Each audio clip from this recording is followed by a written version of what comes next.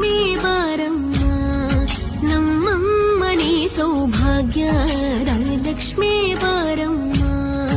ನಮ್ಮಮ್ಮನಿ ಸೌಭಾಗ್ಯದ Lakshmi Baramma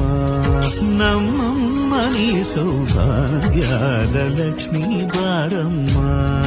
ನಮ್ಮಮ್ಮನಿ ಸೌಭಾಗ್ಯದ Lakshmi Baramma.